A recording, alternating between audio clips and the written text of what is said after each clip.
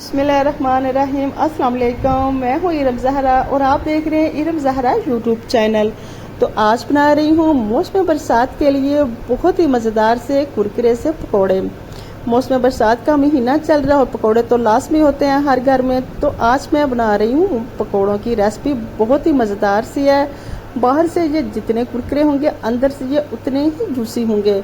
तो शुरू करते हैं अपनी इस मज़ेदार सी पकौड़ों की रेसिपी को। बिस्मिल्लाहिर्रहमानिर्रहीम। सबसे पहले लिया मैंने बेसन तकरीबन लिया है। यहाँ मैंने 500 ग्राम के करीब बेसन लिया। उसमें शामिल किया कुटी हुई लाल मिर्च, आधा चम्मच हल्दी का, 2 लाल मिर्च पाउडर के चम्मच शामिल किए, 1.5 टीस्पून नमक का और धनिया पाउडर शामिल किया इसमें कुटा हुआ। इसमें 2 चम्मच भर के इसमें शामिल कर दिए मैंने कसूरी मेथी के और 1 चम्मच इसमें शामिल किया चाट मसाला के।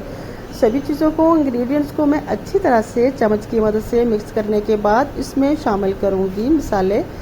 आधा चम्मच भर के इसमें मैंने शामिल कर दिया गरम मसाले का। इसमें शामिल की है पालक बारीक कटिंग की हुई।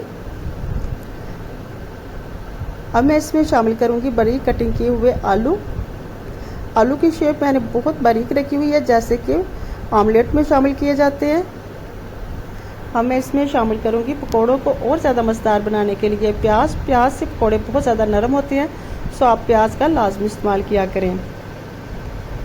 इसमें मैंने ढेर सारा प्याज भी शामिल कर दिया। इन तमाम चीज़ों को अच्छी तरह से मिक्स कर लेती हूँ। चम्मच की मदद से अच्छी तरह से मिक्स करने के बाद मैं इसमें शामिल करूँगी पानी आपने एक ही दफ़ा इसमें शामिल नहीं कर देना, थोड़ा थोड़ा करके आपने इसमें पानी शामिल करना है।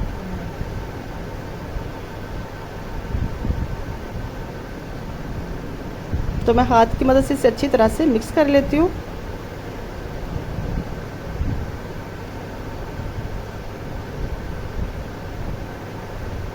अभी से इतनी अच्छी खुशबू आ रही है, अच्छी तरह से मसाला तैयार हो चुका है।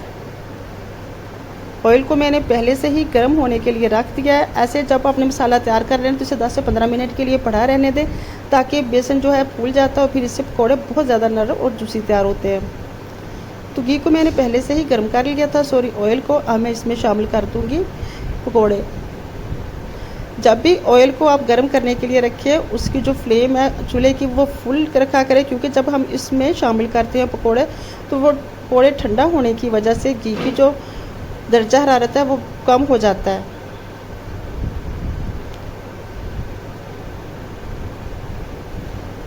तो चम्मच की मदद से इसे अच्छी तरह से पलट दूंगी।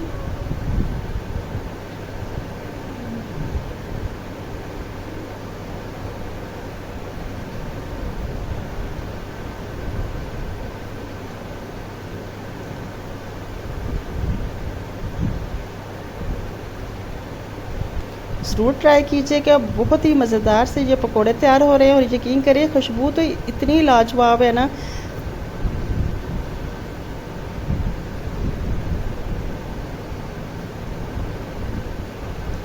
हल्का हल्का चम्मच के साथ दबाते जाएं ताकि अंदर से भी पकोड़े नरम और जूसी तैयार हों।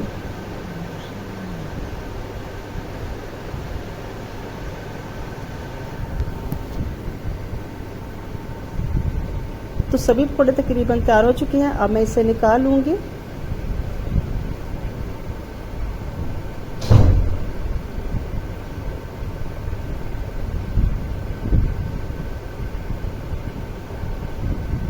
माशाल्लाह से अल्हम्दुलिल्लाह बहुत अच्छी तरह से, बहुत ही खूबसूरत से पकौड़े तैयार हो चुके हैं। इसकी लुक चेक करें कितनी खूबसूरत आई है और जितने ये बाहर से क्रिस्पी लग रहे हैं अंदर से भी इतने ही मज़ेदार हैं। तो ज़रूर ट्राई कीजिएगा। आई होप कि आपको मेरी आज की रेसिपी अच्छी लगी होगी। कमेंट बॉक्स में बताइए कि आप मुझे कहाँ से वॉच कर रहे हैं। अपना और अपनी फैमिली का ढेर सारा ख्याल रखिएगा। मैं लेकर आऊँगी नेक्स्ट टाइम नेक्स्ट रेसिपी के साथ। तब तक के लिए अल्लाह हाफिज़। Thanks for watching my video. Allah हाफिज़।